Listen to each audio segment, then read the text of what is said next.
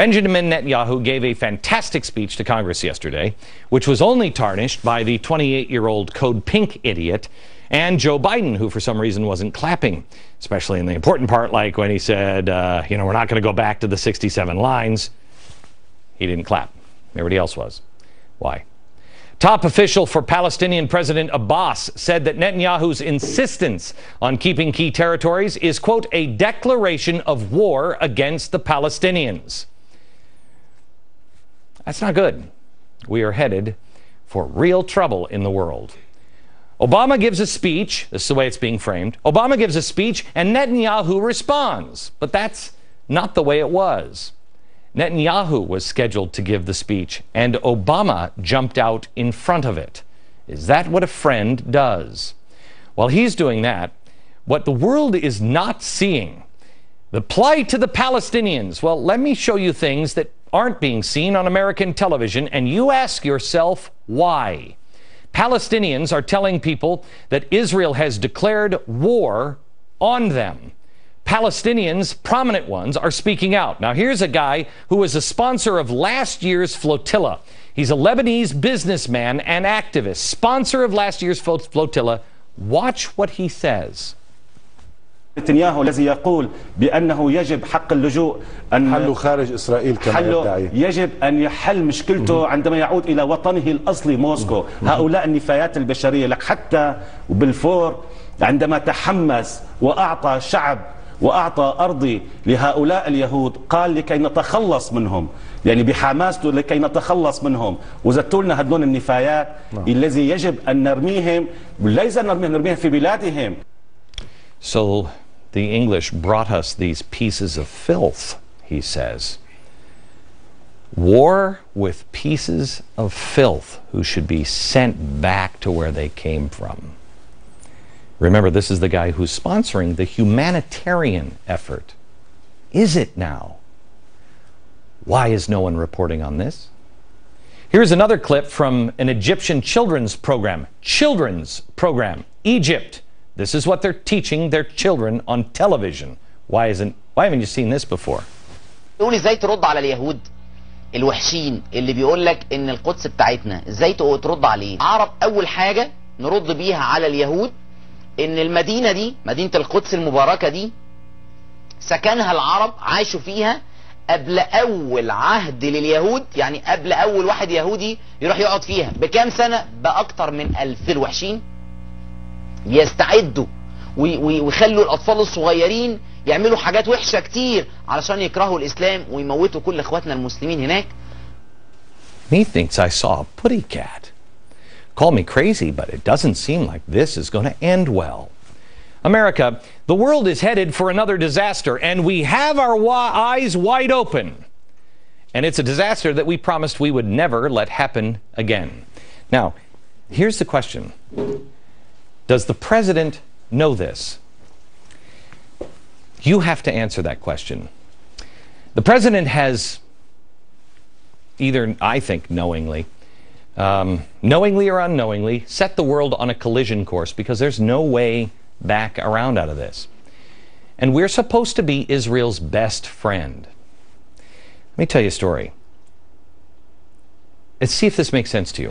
One of my best friends growing up was Robert. So let's just use him as an example.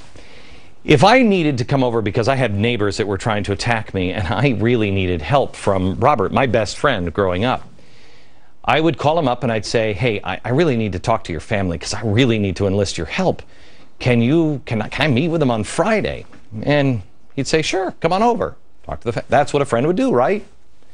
Come on over, talk to the family. Now imagine if my best friend said, yeah, but as I'm getting into the car to go over to his house, I find out that my best friend just sat his family down and said, listen, I don't care what Glenn says to you, but let me tell you about his neighbors. If we're going to do anything, it's got to be under these conditions. And it's what the neighbors have been screaming at. Now, he knew these conditions would be unacceptable to me. Is he my friend? So when I finally get to the house where I can talk to the family, he's already talked to them. So I have to then respond to what he said. Now, That's not the act of a friend. But then when I do get to make my case, he doesn't give my family a chance to even talk about it because he's off onto something else. He changes the subject to something entirely different. He left while I was still making the argument with the family to go to another event, making sure to tell the family before he leaves how important, you listen to Glenn, they're important to me. Half the family went with him, by the way. Divides the attention. That's what's happened. You see, this is what happened. Thursday, Benjamin Netanyahu went to Congress. This was scheduled before his speech was. So President Obama knew that he was going to be speaking, that Benjamin Netanyahu was going to speak, and he knew he had to control it. That's why he gave this. And is it interesting that he gave this speech as Benjamin Netanyahu is getting ready to board the plane? So he's now out of touch with everyone for 12 hours. He cannot respond right away for 12 hours. That leaves Benjamin Netanyahu with a bad news cycle of Friday to respond. Sunday, Obama speaks at AIPAC. Monday, Benjamin Netanyahu speaks at AIPAC. And Tuesday, Benjamin Netanyahu arrives at Congress. But the president is already gone. He's now in Ireland. Don't touch me, Lucky Charms, he says. Really? And then, while we have a chance to talk about what happened, the president is giving the toast that everybody is watching, and then he speaks in front of Parliament. What best friend in the world would do that when you're trying to plead the case and ask for the family's help? No best friend would. So, I contend that what is coming this summer is bad, and we're no best friend anymore to Israel. So what do? Well, the first thing you have to do is stop the mainstream media from doing what it's doing, or no, better yet, do what the mainstream media should be doing. And that is explain what is happening to the American people. Show everything that is happening, and show it in advance and how it's being orchestrated. You can predict this. Believe me, I have been for the last 6 months. You can predict it. Why? Because it's a game. It's a show put on for the world. To win this, it will all come down on you or to you. And don't think that I'm talking about the collective TV audience you. I'm actually speaking to you. Will you do nothing? Will you absorb this information? Or will you take it and see the perilous times that the world is in? Gang, this is the end game for the Western way of life. If this succeeds, you take out that keystone of Israel and the West falls. This is going to be the storyline presented to the world. The poor, peaceful Palestinians, all they do is they just want to work hard, and they want to make chocolate cake for their kids and play soccer and laugh and make the world a better place. But the evil Jew is hunting them down and destroying them again. It's the same story that's being told about you, the Americans, on Mexico's border. That's the story. Except this one's going to include lots of violence. If you think I'm crazy, let's follow through. Do you remember last year's flotilla? It was last May 31st, the 6-ship flotilla organized by Free Gaza and the Turkish IHH tried to illegally break through the Gaza Strip. When the IDF, that's the Israeli Defense Force, boarded the ship, they did so in a very unthreatening way. It was one soldier at a time. The soldiers were lightly armed, and the first soldier, as he reaches the boat, he's immediately attacked and thrown off the top deck of the boat. There you see him, these peace lovers, these humanitarians, repeatedly attacking, throwing fire bombs at the soldiers, and beating them with steel pipes. They even stabbed the soldiers several times. They managed to wrestle some of the backup handguns the soldiers had packed.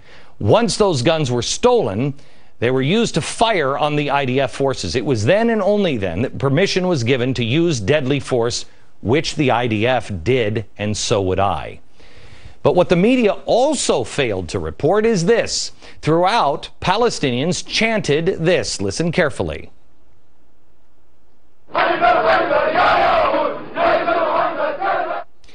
Remember Khaybar.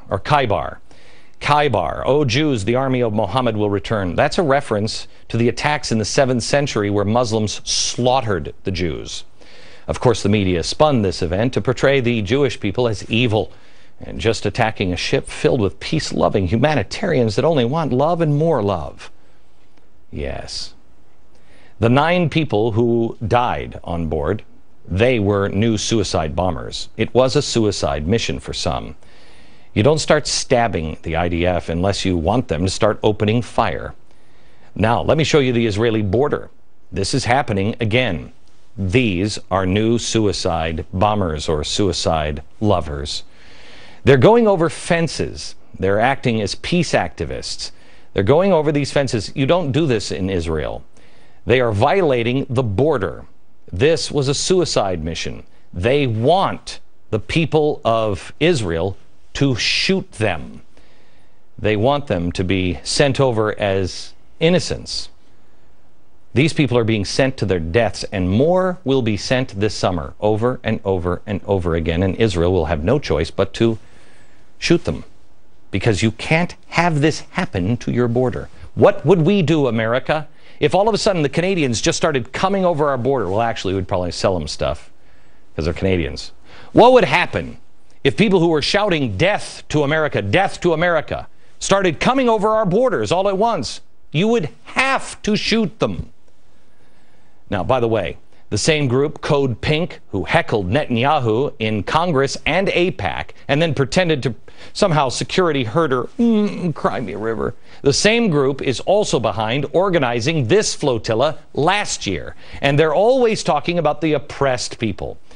They take and make them the center of the cause, and they will take down the West with them. But believe me, America, this is staged. It is Hollywood. Otherwise, if I didn't know this script, how could I tell you this was going to happen? They're so obvious. Nobody's looking for them. They're arrogant and foolish.